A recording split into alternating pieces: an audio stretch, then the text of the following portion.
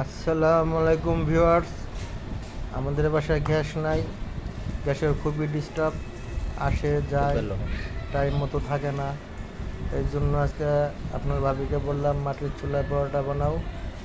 অনেক দিন মাটির চুলায় পরোটা খাওয়া হয় না, সেই ছোটোবেলায় খাইছি দেশে থাকতে, আর এখন আবার খাওয়া হচ্ছে বাধ্যতামূলক, যেহেতু গ্যাস থাকে না, কিছু করার নাই, খাইতে তো হবে। এই জন্য মাটির চুলায় পরোটা বানাইতেছে, পরোটাগুলো খুব সফট হইতেছে। আপনারা ট্রাই করে দেখতে পারেন মাটির চুলায় পরোটা বানালে কত স্বাদ হয়।